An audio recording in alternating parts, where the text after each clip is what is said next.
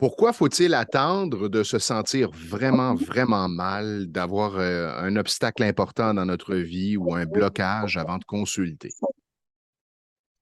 Et oui, souvent c'est là où on se rend compte, c'est quand on est confronté au trauma, à l'émotion, au problème, je sais pas, à la rupture, au licenciement, au conflit, c'est à ce moment-là où on se dit non, c'est plus possible, ça peut pas continuer comme ça.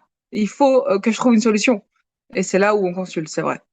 On dirait que pendant des années, on a été habitué à fonctionner, peu importe ce qui se passe dans notre vie, et éventuellement, oups, on a un blocage plus important et là, on pense à consulter, alors que maintenant, on peut travailler en amont, hein, régler nos Mhm. trucs à tous les jours, ou en tout cas toutes les semaines. On peut régler plein, plein, plein, plein, plein de trucs et on observe qu'est-ce que ça change dans notre réalité. C'est fascinant et Mhm. ça peut être moins douloureux aussi.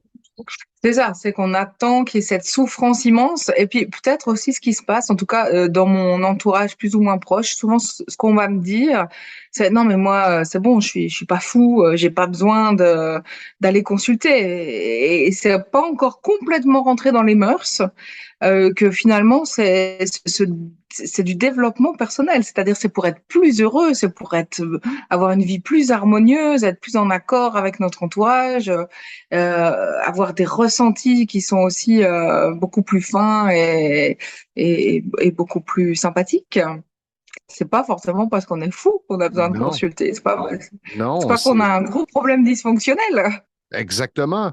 Ici au Québec, je ne sais pas en Suisse comment c'est, mais ici, on travaille beaucoup en prévention dans le domaine de la santé. On voit son médecin une fois par année, on voit son dentiste également pour un nettoyage, pour un détartrage, et en même temps, le dentiste nous prévient, bon, il faudra peut-être éventuellement surveiller telle dent. Euh, on n'attend pas, ou en tout cas peu, d'être dans l'urgence, que ça fasse très, très mal Ouais. avant de consulter. Alors en Suisse, on est un mauvais exemple, j'ai envie de dire, parce que on a une telle mauvaise prise en charge des soins que souvent on attend quand même que ce soit assez dramatique pour y aller. Alors détartrage, ça c'est fait par quelqu'un d'autre que le dentiste, donc c'est deux professions différentes presque. On est plus en avance sur les médecines naturelles en fait. Donc les gens ont presque plus l'habitude de travailler en préventif avec la médecine naturelle qu'avec les médecines allopathiques. Donc en effet, ils vont voir plus facilement un naturopathe, se faire masser ou même un thérapeute. Donc c'est vrai qu'en Suisse, de ce côté-là, c'est plus développé peut-être qu'en France et je sais pas comment c'est au Canada de ce côté-là, mais c'est bien remboursé les thérapies alternatives et naturelles en Suisse. Ouais, ici, ça dépend de la couverture d'assurance. Bah ouais, voilà. Alors, c'est pas toujours simple, mais toujours est-il que j'avais cet échange avec un client qui me disait, moi, il faut toujours que je me rende vraiment au bord du précipice avant Hmm. d'aller régler. C'est comme ça dans sa vie de façon générale. Et je lui disais, mais tu peux régler ça, tu peux changer cette habitude. Mais il me disait, c'est plus fort que moi. Alors, je lui ai proposé de le Hmm. libérer de ça.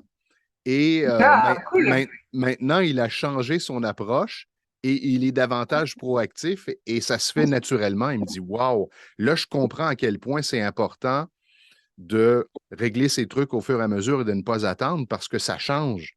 Ça change Bah la oui. perspective, ça change une vie. Bah oui, tout à fait. Ouais.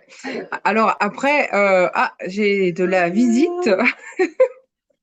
Oh, une belle petite visite qui arrive comme ça. Ah, voilà, c'est les vacances. J'avais envie de dire, c'est un peu la même chose. C'est un peu la même chose quand on attend le dernier moment pour faire un travail, pour rendre un travail. Exactement. Et donc, ce Oui. que tu proposes, et Maline, tu sais comment on fait? De quoi? C'est quoi ça? Tapping. Le tapping, toi, tu fais le tapping? Tu l'utilises pour toi? Non, jamais. Non, jamais. C'est pas vrai. C'est très bien ce que c'est que le tapping. Oui, je présume, si elle connaissait le mot, probablement qu'elle a déjà expérimenté. Alors, donc, toi, tu proposes de travailler comme ça tous les jours, c'est ça? Ben, de prendre un temps simplement pour observer où on se situe dans sa vie et effectivement, soit de faire le tapping sur l'émotion plutôt que d'attendre que l'émotion soit forte. Je peux la régler même si elle est plus ou moins euh, imposante ou importante et faire ce travail sur une base régulière, puis observer comment je veux évoluer si j'évolue dans la bonne direction ou non. Alors, toi, ça progresse bien, hein, ça avance bien, comme si tu étais dans un manège actuellement. Moi, heureusement que j'ai le tapping dans ma vie. Alors, à vous maintenant de vous positionner par rapport à ce qu'on discute aujourd'hui.